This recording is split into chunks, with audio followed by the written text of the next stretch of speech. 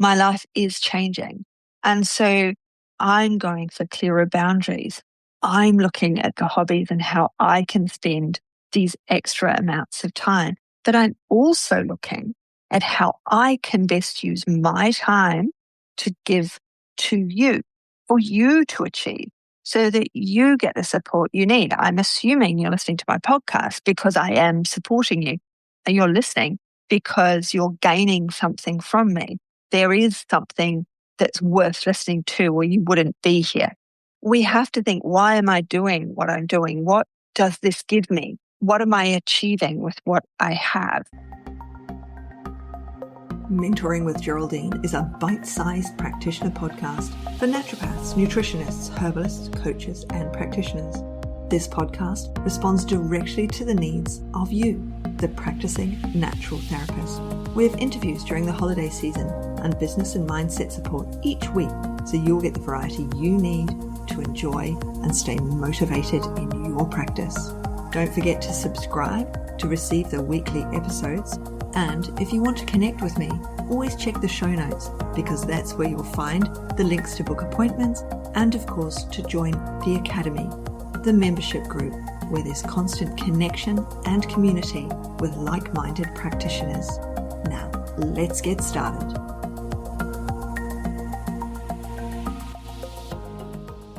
Hello, everyone, and welcome to Mentoring with Geraldine and the Bite Size Podcast. How the devil are you?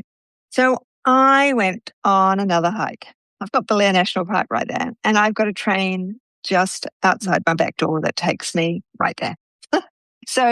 And the weather, this autumn weather is just stunning. It's absolutely beautiful. I've had blue sky days. It's been lovely. We've had one day of sort of a misty rain that probably doesn't really count in the scheme of things, because, you guessed it, the waterfalls are still empty. There were no creeks with any water in them. But when I talked last time, and when I had been up there as well, I'd done a much longer walk that time. I did a shorter walk this time. I was thinking about when I went hiking with my sisters in February. So I went mountain biking in January, and then in February I went hiking with my sisters. And I don't know if I told you already, I might have. And we did the Te Pahi track, which my mother and father lived at Pahi. And Te Pahi, I think Pahi just means a landing place or settlement or something. Te Pahi track is actually further away. It's in the Coromandel, whereas Pahi itself is in Northland. But that's not really the point. The point is that we were together on the anniversary of my mother's death in February at a place called Pahi. And while we were there, we had lots of chats and discussions. So it's a private hike, and you get dropped off at the beginning, and when you get to the house, they were old farmhouses. You get to the house and dinner is waiting for you with the group to put it in the oven, and, this garlic focaccia and chicken something or other, they all went in the oven. And then, so you're meeting these other people. There were 13, one bloke, the rest women, and they were Australians. So it was a couple. But the point being that there were 13 people there, and my younger sister brought down the average age. But the realization while we were walking was that we have many identities. Because when I'm speaking to, it's like, how are you? What do you do? That's what you say. Some of these women are in their 70s. So they're like, well, I used to be a teacher. I used to be, the Australian woman, she was a veterinarian, so her husband was retired. She was still working. And so we do identify as what we do, as our job. And so that became part of those realizations for me, is the three of us were sitting next to each other. We're on beanbags leaning against a wall, and one of the other ladies came over and she said, I can't believe you're sisters. You look nothing alike. And I've got purple hair. I'm the only one with purple hair. But I actually look a lot like my older sister and not a lot like my younger sister. My younger sister does look different to my older sister and myself. But, this one goes, oh, you look nothing alike. You're absolutely different. And we're like, okay, that's right. We are different. We're different people. We're good with that. And then she said, how old are you? And I said, I'm 50, something or other. And my older sister turned around and she said, well, actually, you can't be, because I'm 61. So that's not your age. I was like, oh, okay. Realization. Now I am actually due to retire. Wow. Okay. What are my identities? Who am I within this world in which I live? I'm a mentor. I'm a coach. I'm a hypnotherapist. I'm a naturopath. I'm a nutritionist. I am all of these things. But who am I? Like, what are my hobbies? And we got onto hobbies because we're about to have, my older sister's about to have a new grandchild. My younger sister and I are about to have a new great niece or nephew. And so they live in Dunedin, the great niece and that's already around, and the one that's about to come live in Dunedin. So they started talking about knitting. And they said, well, why don't you start knitting and crocheting again? Because we all grew up knitting and crocheting. And I said, well, I can't. It's too hot in South Australia to knit, crochet. You have it on your lap while you're knitting. And they're like, oh, winter, you'll be fine. It can't be that hot all the time. And I said, well, it's just I get hot as well. So I'm living at a degree hotter than everybody else. And it is hot having it on my lap. And I stopped knitting when my old cat was around. Now, my cat lived for 20 years and he's been gone a year or a year and a half.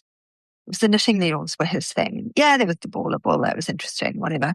The other cat liked the ball of wool, but the knitting needles for him are like some sort of nirvana. And as soon as I got them out, he'd just start, the click, click, click, he would just start freaking out and go straight to the knitting needle. So you can't knit when you've got a cat chasing your knitting needle. So I'd sort of given that up. And then they were like, well, what about pottery? What's happened with your pottery? And I'm like, well, I've just moved house and my pottery club has closed until I can find a new space. Now, I could do it in the shed, you're right, but I don't really want to sit in the shed. I can't do it in the house because I don't have any tiled floors. I only have wooden floors in the house. So, it's not great either.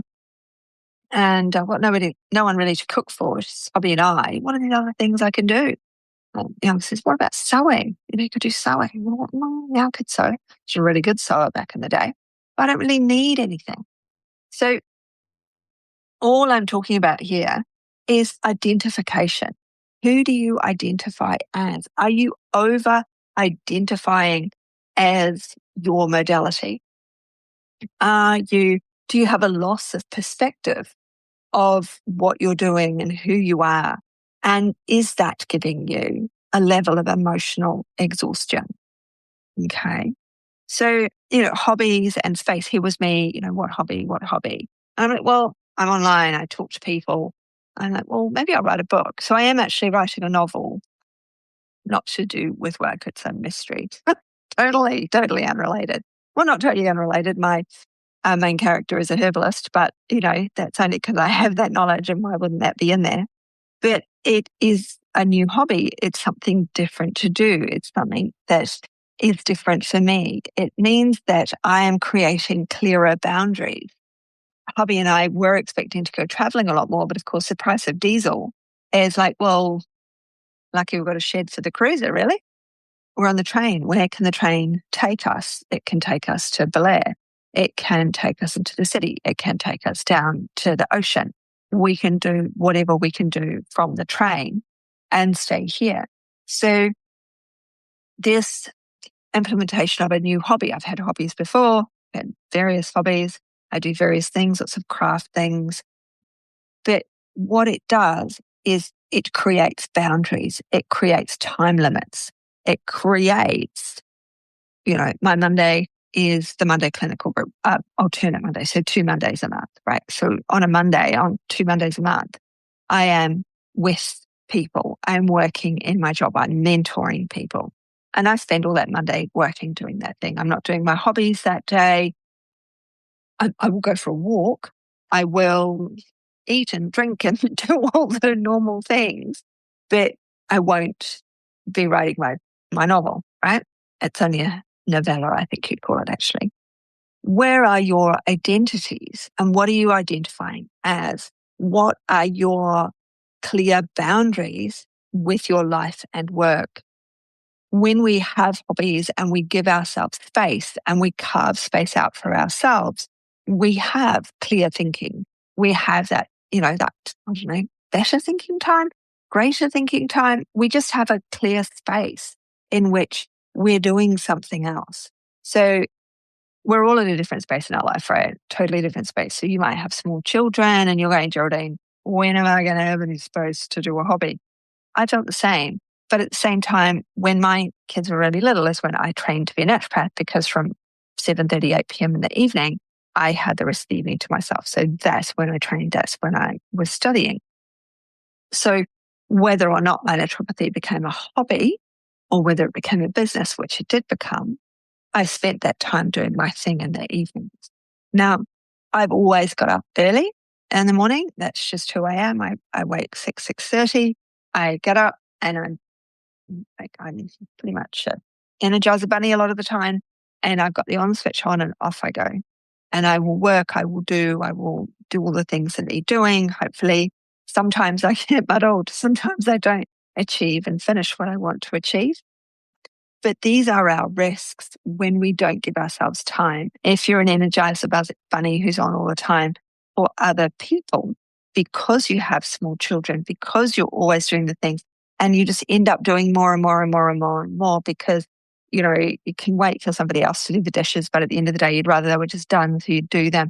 You could wait for somebody else to put the laundry on, but at the end of the day, you just need to put it on. It needs to go on now. So this is the day it goes on. So you just get it done. Somebody else doesn't do it. And you take on more and more and more and more and more. And you don't carve out that space for yourself or that space for you and your children where you're just playing. You're not doing the laundry. You're not doing the dishes. You're not cleaning up. You're just playing and you're having a fun time. Yeah, you've got to feed them. But, when my kids were little, we would have picnics in the lounge on rainy days. So I was still having fun with them. We would paint, as I said, we had tiled floors in the other house. So I would put paper on the floor and they would cover themselves in paint and they would roll on the paper. We'd paint a picture because they'd rolled on it, they'd sat on it, they'd plastered their hands on it, whatever it was, because cleaning up is just a mop. So it's no trouble at all. We have to think about our boundaries and how we're going to spend our time. All right. I've done quite a bit of walking just lately. And when I'm walking, I sometimes have my headphones on, but when I go out with my husband, I don't have my headphones on. And I end up really constant, you get a bit deep into what you're doing. You have all these thoughts and I record it onto my phone. I'll be walking along, I'll pick up my phone and I'll press record and I will record the thought or the idea. And some of those thoughts and ideas, what's changing, how I work and what I do. And yes, I'm heading into retirement. So a full business day for me is different to a full business day for you. Certainly different to what it was when I had preschoolers, when I had, primary school kids and I had secondary school kids, and when I had university students at home. Now I have no children at home, it's hubby and me. So I can turn around and go, you know what? I'm not doing that. Or can you make a salad? Why should I make all the food for both of us? You're cutting your hours down. I'm in a different space too. You can participate in these things. I don't have to rush to get everything done. I don't have to think to myself, these dishes desperately need doing because the next meal for a group of people is about to be created. Only the two of us. My life is changing. And so I'm going for clearer boundaries. I'm looking at the hobbies and how I can spend these extra amounts of time. But I'm also looking at how I can best use my time to give to you, for you to achieve, so that you get the support you need. I'm assuming you're listening to my podcast because I am supporting you. And you're listening because you're gaining something from me.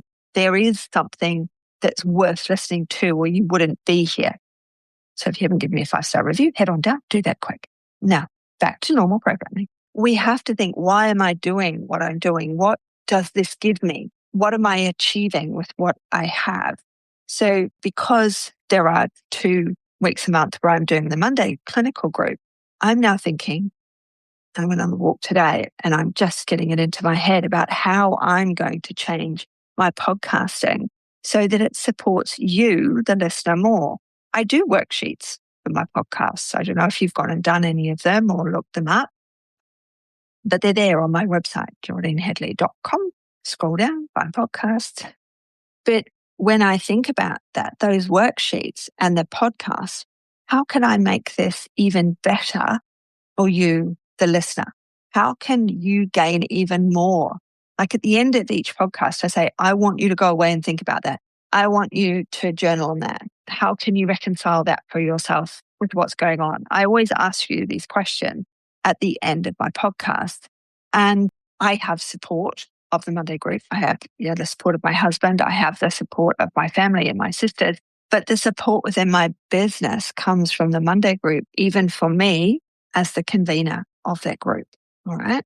So, I don't ask questions about clients or anything, but I'm supporting them with their clients. I'm supporting them with their business, but I will ask them questions too. If something comes up about a client, I always put it out there. I'm like, what does everybody else think? What's your take on that? And that expands everybody's understanding of problems, but it also helps us all to realize that we're all in the same boat. Okay. So what have you got within your practice that needs to be taken up a notch, shaken or changed? You see, I'm ending it with a to-do. It's really making me think, I reckon on the next podcast, there's going to be an announcement. There is totally on the next podcast going to be an announcement. I have got so much going on in my brain about how to improve things for you guys so that you can really achieve. I've got the strategy lab. I've got the Monday group. These one-to-ones with me if you want them. There are my ways to help you, but how can I help you on an ongoing basis using this podcast so that it works even better for you, the listener? I reckon there's going to be an announcement. I'm going to go on another walk. I'm going to go back to Belair National Park.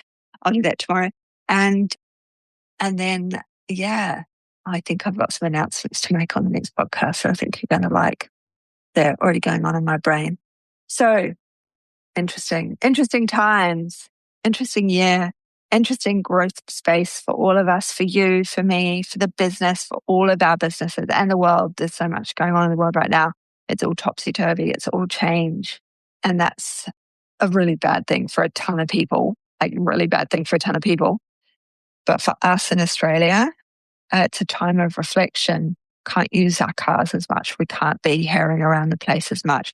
We do have more time to reflect, to support others and to help others. And I'm here to help you. And I'd like to be of more service to you if I can. So look after yourselves. And I look forward to catching up with you on the next podcast. If you've got any questions, if you want to email me, got something to say, please do. Geraldine at mentoringwithgeraldine.biz. I would love to hear from you. I would love ideas from you of what you'd like to hear from me. So have a good one. And I'll catch up with you soon. See ya. Thanks so much for joining me today. Don't forget to rate, review, and subscribe to the podcast for the weekly episodes. If you'd like even more support and learning, then the Academy is for you. Here you'll find part 2 of the herbal discussions, more clinical learning, and case studies to support your clients in practice. Bye for now.